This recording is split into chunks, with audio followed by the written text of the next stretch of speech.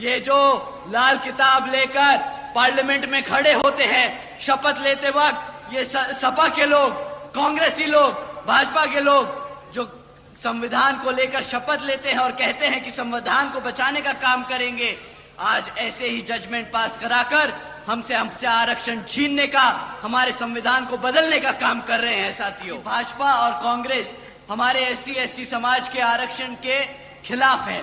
वो हमसे हमारा आरक्षण छीनना चाहते हैं क्योंकि वो नहीं चाहते कि हमारा समाज पढ़ लिख कर अपने पैरों पर खड़ा होकर एक आत्मसम्मान की जिंदगी जी सके। हम गुलाम ही बन के रह जाएंगे ना। अब आप ही बताइए, बाबा साहब ने इतनी मेहनत कर हमें गुलाम बनाने के लिए खड़ा किया है। पंडित नेहरू जी ने और महात्मा गांधी जी ने बाबा साहब को पार्लियामेंट से दूर रखने का काम किया। साथियों, वो इस कदर इनके पीछे पड़ गए थे कि कह रहे थे कि मैं मर जाऊंगा परंतु आरक्षण नहीं लागू होने दूंगा। साथियों, ये थी कांग्रेसियों की नीति। साथियों, भूल जाइएगा कि कांग्रेसी या भाजपा कभी भी हमारे आरक्षण के हितैषी हो सकते हैं। साथियों, हमारे अलायंस पार्टनर इंडियन नेशनल लोकदल के संस्थापक व पूर्व deputy prime minister Shri Chaudhary Devilal ji को भी तहे दिल से नमन करता हूं। साथ ही इनेलो के राष्ट्रीय अध्यक्ष श्री ओम प्रकाश चौटाला जी और आज हम सब के बीच में मौजूद इनेलो के राष्ट्रीय महासचिव और हमारे गठबंधन की ओर से हरियाणा प्रदेश के मुख्यमंत्री जी के उम्मीदवार श्री अभय सिंह चौटाला जी का भी मैं तहे दिल से स्वागत और आभार प्रकट करता हूं। साथियों, आप लोगों के सामने विधानसभा आम चुनाव के मुद्दों को बीच में रखने से पहले मैं हाल ही में ऑनरेबल सुप्रीम कोर्ट के सब कास्ट कैटेगराइजेशन के जजमेंट के बारे में आप लोगों से बात करना चाहूंगा, जिसके संबंध में आदरणीय बहन कुमारी मायावती जी ने भी अभी कुछ दिन पहले ही प्रेस कॉन्फ्रेंस कर हम सबको उसके बारे में आगाह करने का काम किया। साथियों, वो जो जजमेंट दिया ऑनरेबल सुप्रीम कोर्ट ने वो 650 पन्नों का था, परंतु उसकी मूल भाषा मैं आपको बता दूं उसका मतलब क्या है। साथियों, उस जजमेंट के तहत अब राज्य की सरकारें एससी एसटी के अंतर्गत अपने राजनीतिक लाभ के लिए अपनी मर्जी से किसी भी एससी एसटी जाति को आरक्षण की सुविधा दे सकती है और अपनी ही मन मर्जी से उसको रिजर्वेशन की सूची से निकालकर, भले वो एससी एसटी हैं, बट उस एससी एसटी जाति को रिजर्वेशन के उससे निकालकर उनसे रिजर्वेशन छीनने का काम कर सकती है।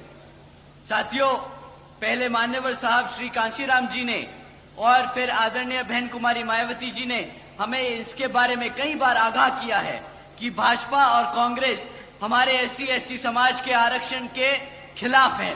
वो हमसे हमारा आरक्षण छीनना चाहते हैं क्योंकि वो नहीं चाहते कि हमारा समाज पढ़ लिख कर अपने पैरों पर खड़ा होकर एक आत्मसम्मान की जिंदगी जी सके। साथियों, भाजपा और कांग्रेस की ये सोची समझी साजिश है जिसके तहत ये जजमेंट पास कराया गया है। देश से आरक्षण खत्म करने का ये पहला कदम लिया गया है। साथियों, आप सभी जानते हैं आरक्षण की मूल भावना प्रतिनिधित्व दिलाने की है, समाज को आगे बढ़ाने की है, लेकिन उसे बार बार गरीबी मिटाने की आड़ से बार बार आरक्षण को खत्म करने की कोशिश की जाती है। बोलते हैं आरक्षण का मतलब है गरीबी खत्म करना। साथियों, आप सब यहाँ जो बैठे हैं जानते हैं आरक्षण से गरीबी नहीं, प्रतिनिधित्व, रिप्रेजेंटेशन, आत्मसम्मान मिलता है, ना कि गरीबी खत्म की जाती है। परंतु ये लोग बार बार इसे गरीबी खत्म करने की योजना बनाकर बार बार हमारे पिछड़े समाज को हटाने की, आरक्षण छीनने की कोशिश करते हैं। साथियों, ये दलितों को बांटने की शुरुआत है, ये दलितों की आजादी छीनने की शुरुआत है। साथियों, ये संविधान को बदलने की शुरुआत है। ये जो लाल किताब लेकर पार्लियामेंट में खड़े होते हैं शपथ लेते वक्त, ये सपा के लोग, कांग्रेसी लोग, भाजपा के लोग जो संविधान को लेकर शपथ लेते हैं और कहते हैं कि संविधान को बचाने का काम करेंगे, आज ऐसे ही जजमेंट पास कराकर हमसे आरक्षण छीनने का, हमारे संविधान को बदलने का काम कर रहे हैं। साथियों, संविधान बचाने के नाम पर भाजपा और कांग्रेस मिलकर संविधान को बदलने का काम कर रही है।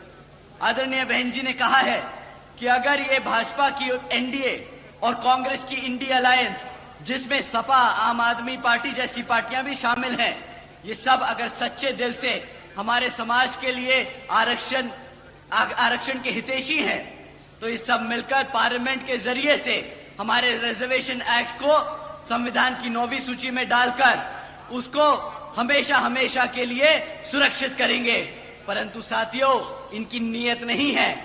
आज सुबह ही आदरणीय राहुल गांधी जी ने भी एक प्रेस कॉन्फ्रेंस कर स्टेटमेंट इशू किया, जिसमें कहा उन्होंने कि पंडित नेहरू जी ने और महात्मा गांधी जी ने आरक्षण के लिए खूब लड़ाइयां लड़ी हैं। वो चाहते थे कि हमारे SC/ST समाज को आरक्षण मिले, परंतु यहां मेरे सभी SC/ST भाई जानते हैं कि किस तरह पंडित नेहरू जी ने और महात्मा गांधी जी ने बाबा साहब को पार्लियामेंट से दूर रखने का काम किया।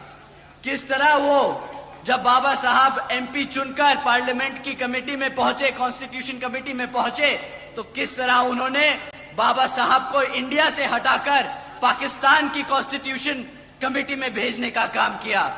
साथियों, उन्होंने कदम कदम पर हमारे बाबा साहब को नीचा दिखाने का काम किया।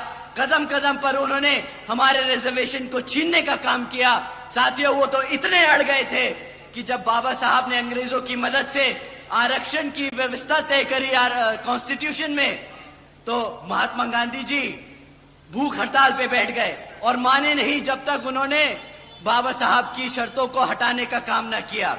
साथियों, वो इस कदर इनके पीछे पड़ गए थे कि कह रहे थे कि मैं मर जाऊंगा परंतु आरक्षण नहीं लागू होने दूंगा। साथियों, ये थी कांग्रेसियों की नीति। साथियों, भूल जाइएगा कि कांग्रेसी या भाजपा कभी भी हमारे आरक्षण के हितैषी हो सकते हैं। साथियों, उन्होंने कदम कदम पर हमें मिटाने की, दबाने की, कुचलने की कोशिश की है। समय आ गया है, अब और कोई हमारे ऊपर राज नहीं करेगा। समय आ गया है अपने वोट की कीमत को पहचानने का। समय आ गया है शासक बनने का। समय आ गया है अपनी जगह लेने का। समय आ गया है पार्लियामेंट पे राज करने का। साथियों, अभी आप लोगों के सामने अभी कुछ ही समय में विधानसभा के आम चुनाव होने वाले हैं और कांग्रेस के साथ साथ यहां भाजपा भी पिछले 10 सालों से राज कर चुकी है। भाजपा से पहले कांग्रेस ने 10 साल आप पे राज किया। अब पिछले 10 साल से भाजपा राज कर रही है और अब जब विधानसभा हमारे सर पर है तो ये लोग फिर से आप लोगों के बीच में आकर झूठे झूठे वादे करेंगी। परंतु साथियों, इस बार इनको वोट डालने से पहले हमें इनसे कुछ मुद्दों पे सवाल करने होंगे। मैं आप लोगों से जाति और धर्म के आधार पे कभी नहीं कहूंगा आप सवाल करें। मैं आपसे कहूंगा आप इनसे शिक्षा, रोजगार और चढ़ती हुई महंगाई के बारे में सवाल करें। साथियों, अगर हम शिक्षा की बात करें तो यहां पिछले 10 सालों से सरकार ने 5000 से ज्यादा प्राइमरी स्कूल्स को बंद करने का काम किया है। एक तरफ हमारे पढ़ने लिखने के बच्चे की संख्या बढ़ रही है, दूसरी तरफ ये सरकार हमारे बच्चों के प्राइमरी स्कूल बंद करने का काम कर रही है। एक तरफ साथियों 2000 से ज्यादा सीनियर सेकेंडरी स्कूल है हरियाणा में, जिसमें से 1000 से ज्यादा स्कूलों में प्रिंसिपल तक की पोस्ट पे प्रिंसिपल्स नहीं है। अब साथियों, ये बताइए कि पिछले 2027 से हमारे SC/ST OBC समाज के छात्रों को स्कॉलरशिप का पैसा मिला कि नहीं मिला? यहाँ पे जितने भी कॉलेज के बच्चे बैठे हैं, बताइए आपको स्कॉलरशिप का पैसा मिला कि नहीं मिला? भाई साहब, इतना कम मना करोगे ना तो सत्ता तो दूर की बात है, स्कॉलरशिप भी नहीं मिलेगी। तो अपनी जो दर्द और दुख है उसके लिए आवाज उठाइए और बताइए कि मिला कि नहीं मिला।